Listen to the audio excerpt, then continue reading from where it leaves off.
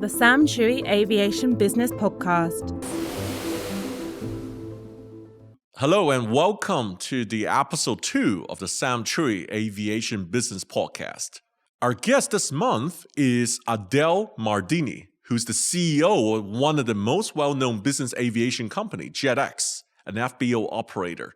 Well, he's actually going to share with me later a very interesting phenomenon and about aviation is not only going south at the moment, there are some interesting rising perspective in business aviation.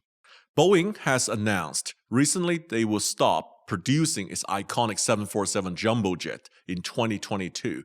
We have seen so many airlines like British Airways, Qantas, KLM have retired their 747 fleets early. And I was on one of the very last BA, KLM, and also I was with Qantas on their last 747 into the Mojave Desert, have a personal, very emotional farewell.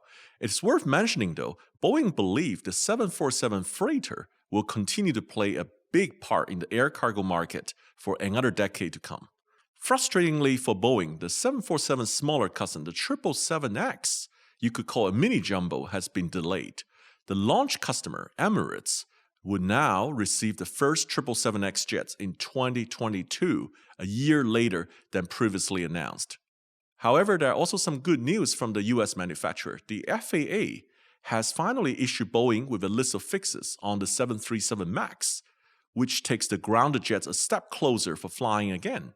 It begs the question though, could we see the MAX flying again before 2021? While Boeing said they have restarted the production of the MAX, they only plan to make 31 737 MAX per month by 2022. That is roughly half the output rates planned before the jet was grounded. At the time, they were hoping for 57. So Boeing has disclosed a $2.4 billion loss in the quarter ending 30 of June. And they have revised the rate of production of their airplane. So the 737 MAX, they will be producing 31 per month, down from 57 at its peak. For 777 and 777X family, they'll be only producing 2 per month, down from the peak of over 10 per month. Also for the 787 Dreamliner, they will be producing only 6 per month, down from the peak of over 10 per month. Airbus has also announced that they are cutting production of their wide-body A350 jets down to 5 a month. That is down from 9 to 5 after reporting a second quarter loss of $1.4 billion in the wake of coronavirus pandemic. There are some good news on the horizon. The global air travel market is starting to recover. Moving on the news to the Middle East recovery, the latest data from IATA estimated the air passenger traffic in the Middle East region has dropped 56% this year and will not return to the pre-pandemic level until 2024. Previously, there were forecasts to return by 2022. The airline region are forecast to lose $4.8 billion over the year. However, the global air travel market is starting to recover. There are signs of recovery. We have now seen all 3 big Middle East players, Emirates, Etihad, and Qatar Airways, are operating a network that is way over 50% of the size of its pre-pandemic network. Emirates has again deploying their A380 iconic airplane to London, Paris, Amsterdam, Cairo, Guangzhou, and Toronto. There are further upbeat news about the Middle East low-cost airline market. Air Arabia Abu Dhabi is a joint venture between Air Arabia and Etihad Airways, started operation from 14th of July as the UAE's latest low-cost carrier. The first flight was from Abu Dhabi to Alexandria and Sohag in Egypt. Now, they were operated by initial fleets of 2 Airbus A320s. Meanwhile, it's full steam ahead for Wizz Air Abu Dhabi, which will be launching the Abu Dhabi operation in October this year. Now, Wizz Air Abu Dhabi has the potential to replicate the success of its European counterpart and expand a fleet of 100 aircraft in 15 years. The airline CEO Joseph Varadi has said that they even want to accelerate the Airbus order delivery ahead of its competitors.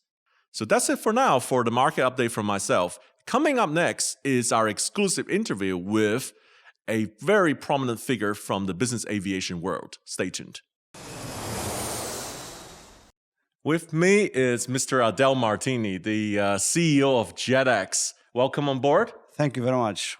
So Adel, I've been to your FBO, which is, I think, is the best in Dubai and probably in the world as well, right? And share with me some of the latest development in JETEX right now.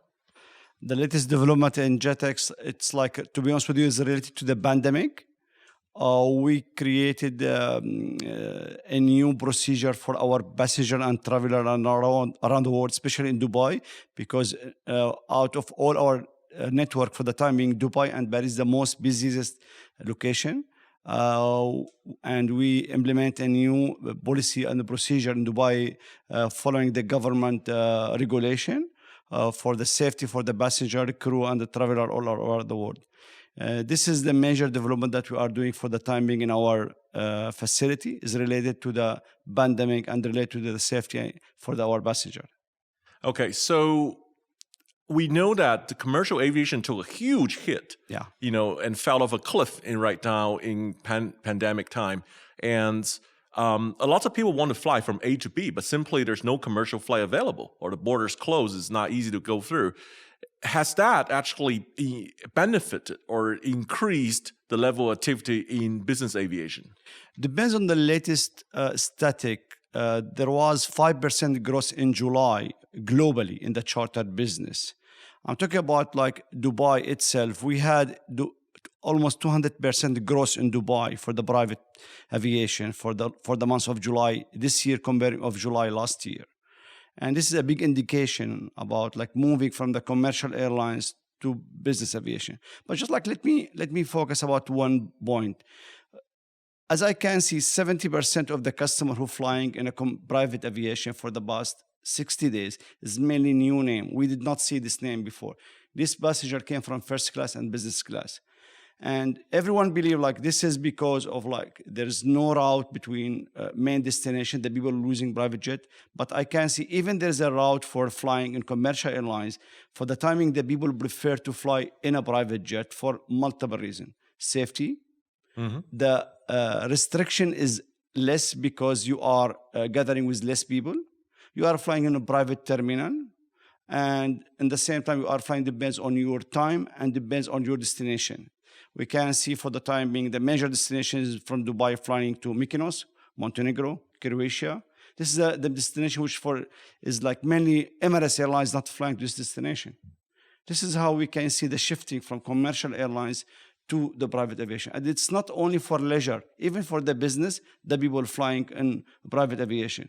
And as you just mentioned, the pandemic hit the commercial airlines, and based on the IATA latest statement, they expect 4 years from now for the commercial airlines to come back, plus more than $80 billion lost. This is a big hit for them. So what's the feedback like from all this passenger has been using JETEX FBO during the pandemic? Did they talk to you? What did they like about what you have done, or what could you have done better? Just like the major question especially for the new traveler, how many hours before departure you have to be in the terminal? Yeah. What the procedure? Just like we would tell them, okay, 15 minutes is enough. So 15 minutes? Usually if you are traveling in first or business class, especially now, we need to be there like 2-3 hours. So no, 15 minutes is enough. So the people just like, especially for the new traveler, it's something totally new. And we believe the people who's traveling now in the private jet, they will continue flying private jet. The businessman or the high individual people who just like usually flying in first class 6-7 times a year, we expect them to cut their travel to 2 to 3 times and flying in private aviation because they realize the difference between flying commercial airlines and the private aviation. I'll give you an example. Like McKinsey released a study 2 months ago. They said like, when you are flying commercial airlines, you will be exposed for 700 touch points, while you are traveling in private aviation, you will be exposed for 20 to 30 touch points. It's a massive difference if you are traveling in commercial airlines and the private aviation. This is how the people realize the difference between both of them. So Adel, my understanding about JETEX is it's a FBO operator. So for our audience who didn't know what FBO stands for, it actually stands for fixed base operator. But I really didn't like this word because I've been to your luxury VIP private jet terminal. It's amazing. In the US, we have a couple thousand FBOs. Those are really just like a bus stop or bus station. And you go in there and then you get into the plane and that's it. But I was so fascinated when I visited yours at Dubai South, and also I believe JETEX has over 30 FBOs over the world, right? And that's how I see you are providing a much higher level of service to differentiate yourself. First of all, the FBO started in US 100 years ago, and it was built as a gas station. Like any aircraft will land there to just like to make refueling and just like to make like quick maintenance, and then they fly it. The concept has been changed. The high individual people deserve to have the same level of the services when they are flying in private jet, or when they are using limo car, helicopter services, private suite, or their own villa or penthouse. This is why we came to the industry with the new concept. When you go to the commercial airport, the first impression that you have is this shopping mall. But when you are coming to our terminal, you believe that you are in a hotel lobby. This is exactly the concept that we want to deliver to our passenger. We want to tell them, okay, because you are coming in a private jet, like its value minimum like $25 to $50 million, and you are spending thousands of dollars per hour, you have to have the same level. And we just changed the whole concept to be hotel background. All our stuff in the FPO in the land side is all coming from hotel industry. Number one. Number two, all being trained and obtain a license and audit from the same company who been audit the hotel business. This is how we treat with our passenger. Our philosophy and strategy is very clear. We are in the land side, we are totally hotel business. In the ramp side, we are aviation business. This is exactly how we mix both of them. To come back to your question, there's 4,500 FBO all over the world. 3,000 you look at in US, and 1,500 in the rest of the world. Our plan to work with our partner, friends in the industry, to change the world of FBO to be a terminal, or to name it the same, like JETEX Dubai, Signature London, JETEX Paris, Universal Spain. This is like the concept that we are coming. But yes, I agree with you. The world is 100 years, and it's enough. We have to change it, because we believe that the thinking of the people has been changed. The philosophy of the using of the FBO has been changed. But you're not a conventional FBO, obviously, because it was so impressive. Like you said, it was a combination of hotel and aviation service together. You provide much more service than just FBO, right? It's not about when the passenger land. Our service started from the minute that the VIB decided to travel. So his office, they calling us to arrange over a flight and landing permits, the full logistic and support, including the full concierge services. Our service is not limited when the passenger in our terminal on our ramp. Even when the passenger going out of the terminal, we are arranging for them everything. Sometimes private yacht, private butler, private villa, any other services required for the passenger. Exactly when you are checking in a hotel and ask the concierge for, like, you want to rent a villa, or you want to rent a yacht or a helicopter or a tour. It's exactly what our concierge team doing. When I visited your FBO, I actually met quite a few professionals there. They can also book you in on a charter private jet. You just tell them your requirements, where you want to fly, and they can arrange it, and what kind of airplane you want to fly. That's so cool. Part of our services, which is under experienced team, is like booking private jet as well for the passenger, because we are not doing only booking private jet, just like booking, mainly is like booking full concierge services. Part of them is a private jet, because we have like a very good relationship with our customer, which is the operator. This is why we help our customer when they need a private jet. But private jet for us, like chartering the jet, is like is a part of the service that we are doing in the company, and this is one of the major service that's in our experience team. Now let's talk about JETEX expansion, right? Are you still expanding in a market like this where everyone is conserving cash and fight for safety? We believe this is the best time to expand in the private aviation, because all the research and the study indicated about the growth of the business aviation for the coming 5 years. I had an indication about the commercial airlines recovery, which need 40 years. And we expect the business aviation will grow for the coming 4 or 5 years. As I just mentioned, 70% of our customers coming from first class, and I don't believe these people will come to the first class again, at least for the coming 4 or 5 years. So to answer your question, yes, this is the best time to invest in the private aviation because we are pretty sure this market will rebound quickly, and we expect this industry will be one of the first industry will rebound and come back quickly. We plan to make announcement this year for another 3 to 4 FBO. Depends on the contract that we are. We are in the middle of negotiation for the expansion. We are targeting Asian market. We don't have a presence yet in the Asian market. Hopefully, we'll come by end of the year, November or October, with a couple of announcements in the Asian market. Plus, we are working very hard to have like more slot in European market because we are very strong in European market, especially in Paris. Paris, the most busiest airport in entire Europe, and we are so proud to achieve 20% share market. 19 to 20% share market of Paris for the past 10 years. And we maintain this share. And this is a big indication how our customer trusts the level of the service that we have. So yes, we are expanding more in the European market. Middle East, we have our station in Dubai, which is so proud of what we achieved till today. We have Muscat, Salalah. In Africa, for the time being, we are in Abidjan and Morocco. We keep expanding in the rest of the location. I will highlight about what's the challenge in our expansion. Always the slot.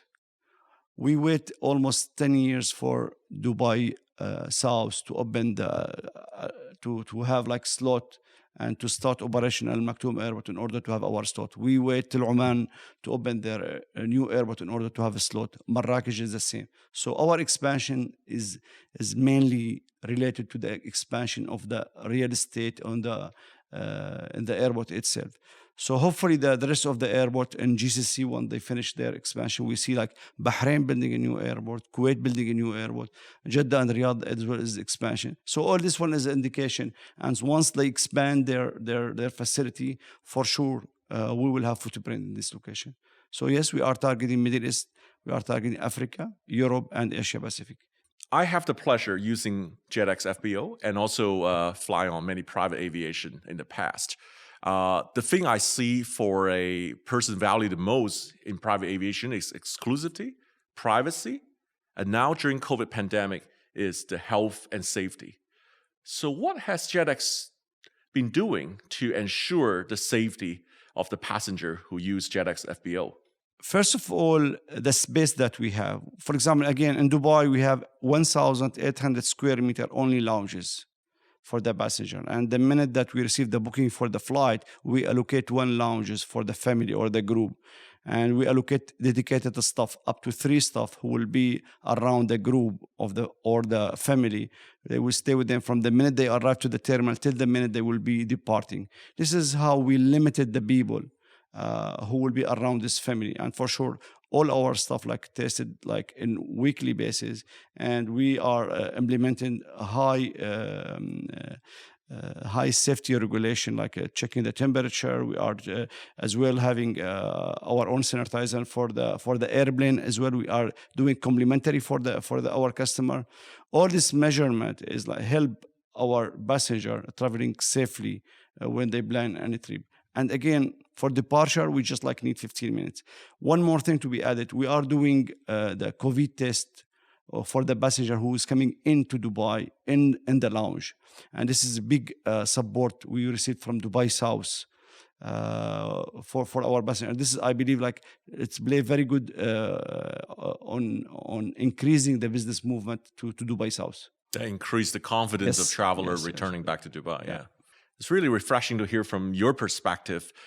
We heard so much sad stories in commercial aviation or the business activities way down. What's your outlook for the future in business jet aviation? Growing, it's the major aircraft manufacturer like Bombardier, Gulfstream, record a drop of the aircraft delivery this year, and this is something is expected based on the pandemic. But to be honest with you, we expect for the coming 4 years very good growth rate in this one. And July last month, I'm talking again globally, we had 5% growth beginning of July. On top of that, there's like a lot of airports still closed. There's a lot of restriction, and we have 5% growth. Can you imagine if there is like the restriction has been lifted, there's no airport closed, what the percentage will be of the growth? We expect to achieve, if the whole airport will be, the whole restriction will be, we expect to have like 20-25% growth, because 5% and there's a lot of restriction. Can we expect what will happen? So from our projection, the business aviation will be growing, the demand will be increasing, and especially when the solution will come, which is like the vaccine or the medicine. And yesterday, like Russia announced the first vaccine. We expect more to be followed before end of the year. We are very positive about the market. And the people, again, will realize how important to fly in private jet. It's not a matter of safety now. It's a matter of like the confidence when you are traveling with a passenger, you know them. You have a limited people. You have like in a commercial airlines, how many crew you will have? Minimum 20, 25. In a private aviation, just like you'll have up to 3. In a terminal, just like how many one you will meet. In the private terminal, how many person? All this element the people will realize it. And again, having 70% of the new traveler coming from first class, I'm sure the people will stay flying in a business aviation. Some question: have you flown Supersonic before? I have the privilege. I've flown the Supersonic Concorde one time before they retired in 2003 from New York to London, 3 hours, 18 minutes at 58,000 feet. Oh my God. When it was exactly? It was, actually I remember that day, it was 17th of April, 2003. Oh. It was my only Supersonic Concorde flight, and it was nothing like other flights because we flew much higher. You see the curvature of the earth, and you save so much time. 3 hours, London to New York. Can you believe it? Wow. How was the flight? What's the difference between flying Supersonic and commercial airlines? You see, I light up, I smile, and I had such a great experience on that. It was a very narrow airplane, right? Concorde was only two sitting, but it was very fast. You can feel the vibration of the metal. You know, it's the climbing, the acceleration, the deceleration. You can feel the airplane when it flies. It gives a lot of feedback, and I think the pilots are very proud of flying it. It has priority for takeoff and landing because the takeoff and especially the landing speed is much faster. They have to clear a lot of traffic, and Concorde will come in land first. Just like business aviation, you have priority to land, you save a lot of time, and you are exclusive. Let me share with you the good news. Aerion, like they will be in the market, will be in 2023, which is 20 years after retirement of the Supersonic, which is one of the aircraft that you flew. This is like very good news for the traveler. Right. I heard about Aerion a lot because there's a couple company in the race of bringing back supersonic travel. Aerion is the leader in the business aviation segments of bringing back supersonic business jet. So they see there is a market to support supersonic travel for business aviation. So yeah, looking forward to that. So you're saying is you signed an agreement with them. I signed a strategic agreement with them. We will provide them for the full concierge service for their passenger. On top of that, will be their official FBO when they are traveling all over the world. And we will start preparing our terminal to accommodate all the requirements of the first supersonic jet in the world. We are so delighted and happy with this partnership. And I'm sure like the people, when they fly, as you just mentioned, they will feel the difference, especially the time. And you know, in the private jet, the most important thing, the timing. This is why you charter private jet. That's amazing. I am so much looking forward to seeing supersonic private jets and then arriving at your FBO, which is a perfect combination of luxury, the speed, the health and safety, everything combined in business aviation. This is exactly what we are looking for with Aerion. This is exactly our target to deliver to our passenger. So when did JETEX start? Where was your first FBO? How did you start this? 2005, we started this company in Dubai. And I believe if anyone wants to build a brand, Dubai is the best place to start, because this is the place where you can shine your brand. So we started this business 2005 in Dubai as a logistic and support. And we made the setup to be ready for the FBO. And the first FBO was in Paris, Le Bourget. Why we choose Le Bourget? Because Le Bourget is the biggest airport as a private jet, more than 50,000 flights a year. And when we made the first acquisition in the JETEX in 2009, we had different response from the market. Why Paris? Why JETEX coming to the FBO business?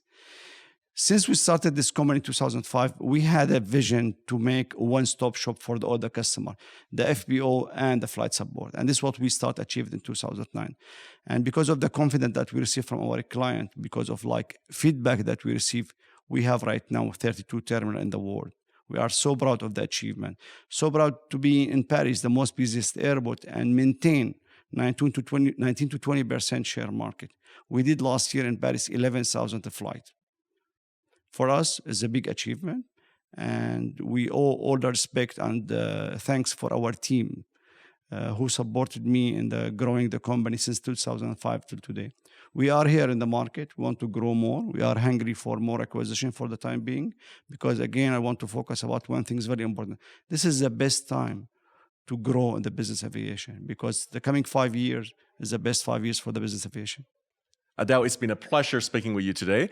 And just between us, I want to let you know I am now learning how to fly as a pilot. So my goal next time is to land at your FBO and use your private jet facility. With my pleasure. It's very good news. I'm so happy for you. And I hope that I will share you the airplane as well. You'll be the pilot. Yes, let's fly together. Pleasure.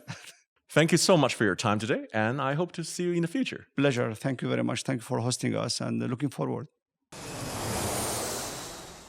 Well, I'm very excited about that insightful news, especially about the supersonic private jets from Adel there. And now I would like to share with you some of my latest update from myself. As I mentioned earlier, I have recently passed my solo flight as a pilot, which actually boosted lots of confidence in myself. Let me share with you, at the beginning, for many, many years, I wasn't confident about being a pilot or flying the plane, although I love aviation immensely, and there are many times I thought about giving it a try. However, I didn't have the time on my hand. I didn't have the confidence. I felt I had very bad body coordination, that I probably would never become a pilot. It is during the COVID pandemic, I finally have a lot of time in my hand, and all the travel was stopped and canceled. So I have all this time on my hand. I decided to go out to learn how to fly. And after I've been flying, I just realized that I can actually do this. I can actually become a pilot. Flying is all about practice. It is no different to other things like driving or playing piano and instrument. It is all about practice. The more hours you fly, the more practice you get, the better pilots, the better controls you are at your airplane.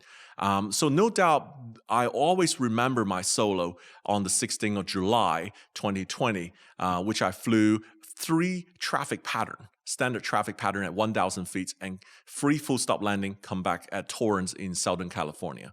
I think learning flying is probably the best decision I've made. It was a great distraction from COVID and to learn a new skill set. For our younger audience, I also want to encourage you to use your time on your hand to reinvent yourself, learn a new skill sets.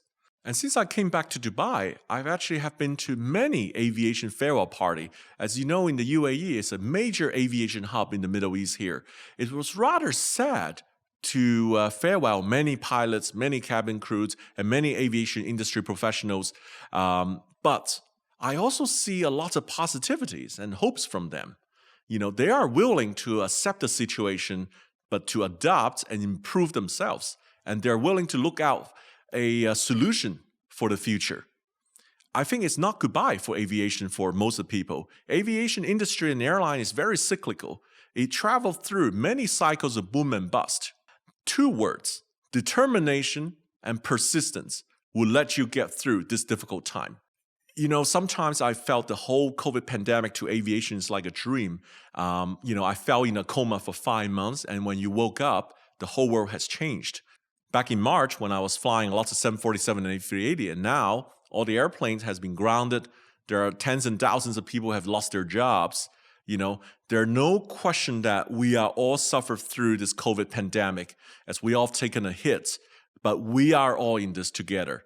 There are turbulent times like this that we need to tighten our seatbelts, but I'm sure we will get through it. It's not even a matter of if, it's just a matter of when.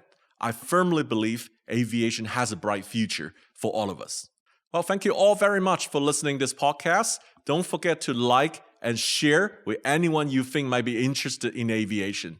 I'll be back for the episode 3 of the Sam Chui Business Aviation Forecast. Until then, stay safe and take care. The Sam Chui Aviation Business Podcast.